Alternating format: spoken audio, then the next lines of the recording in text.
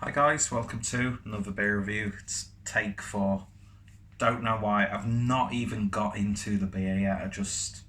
I can't record this video, but I'm going to record it. Anyway, this is probably the most local beer that I've ever reviewed on the channel, and it's criminal that it's taken me this long to do so, because it's literally a 10-15 minute walk from where I am, and all brewed by one guy. And some of his beers have been making the rounds in the northwest. The first time I had one of his beers was when I was in Wigan, at Wigan Central, and it was the Milk Stout, and I recorded a little sort of on location video, which, if I remember, I'll put the link down below. But yeah, it's criminal that I've never actually reviewed anything from Claybrow Brewing. And this was actually gifted to me from Adam, aka Mersey Beers. And it just goes to show how, like, so blissfully unaware I am of local breweries and bottle shops and the beer scene in general, and that really does legitimately have to change. So today we're having a look at the Mrs. P's Black IPA, clocking in at 6% ABV. And so this is hopped with Centennial, Mosaic and Vic Secret, clocking in at 6%, as I said. Bottled on the 16th of April, it's now the 20th of June, best before the 16th of April 2021.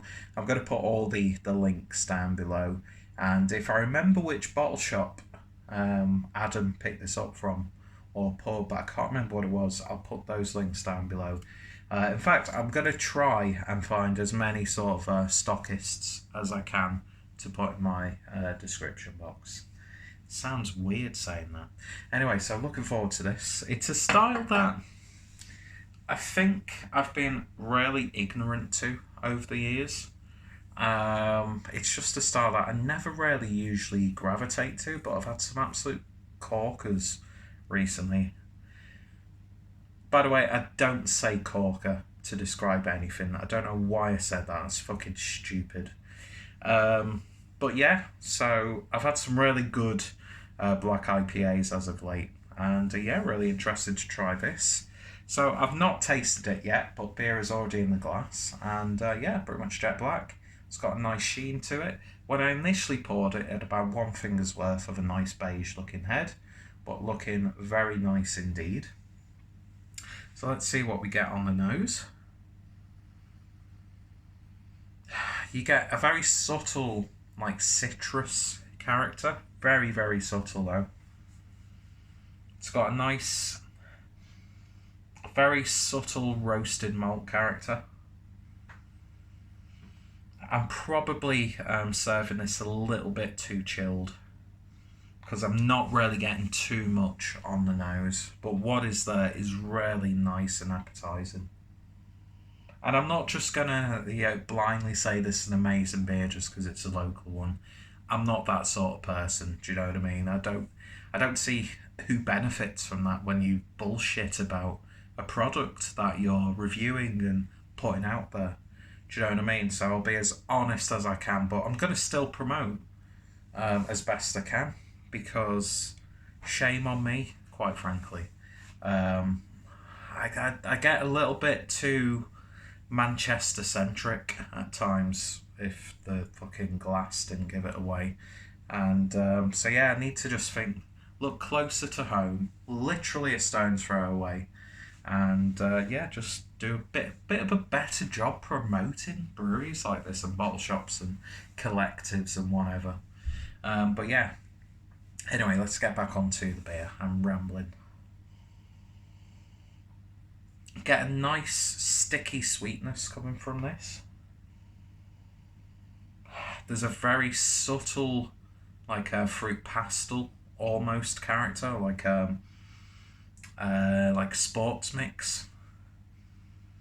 It's really just like sticky, not treacly, because that's like really dense sweetness, but it's reminded me of something very similar to that. like almost like a fruited licorice. And I've dipped my fucking nose in. I've had a few beers, so it doesn't really matter.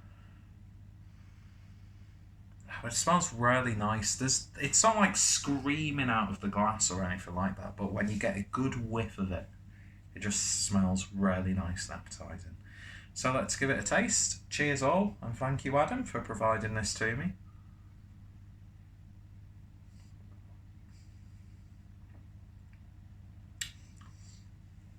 Straight away, bitterness comes through. Nice dark roasted malt character as well.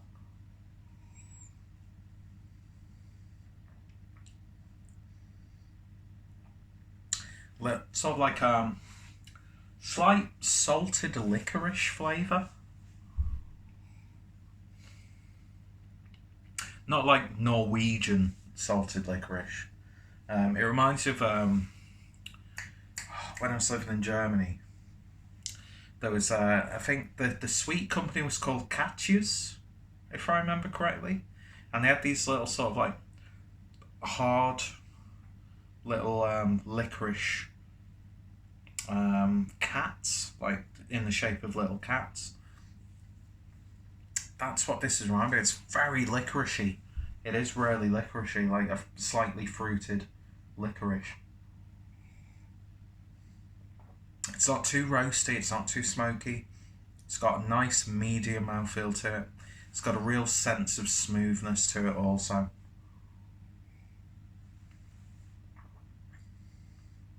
But yeah, lovely bitterness on the back end. This is nice, it's just so drinkable.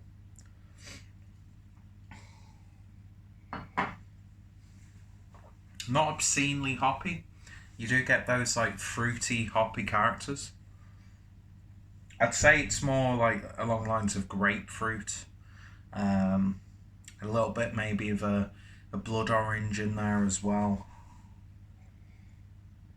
Slight sharpness of lime, but there's also this like peppery character going through. It's just really nice. It's just a nice, tasty beverage.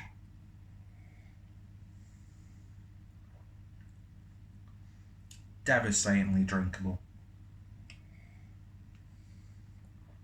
And it doesn't stray too much depending on the malts, and it doesn't get really overly hoppy, which I do like. I really like that in the black IPA. But it's the bitterness on the back end that just really puts it up there. It's a lovely, lovely example of a black IPA. It's like a classic, oh, excuse me, black IPA. It sort of kind of reminds me of, what's the black IPA version of Proper Job? Sounds weird saying Black Job. I don't think that's what it's called.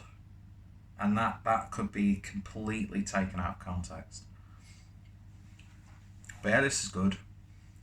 I'm getting loads of licorice. That's what I'm taking from this. And I love licorice. This is really nice. Very subtle smokiness to it as well. I think I have got it a little bit too chilled down, to be honest. But what I'm getting, I'm really, really enjoying. So in terms of a rating then, I will give this an 8 out of 10. I think this is lovely. It's a lovely little drop. And it doesn't feel like a 6% beer at all. You could definitely get carried away on a few bottles of this. And even chilled down, it's tasting really good.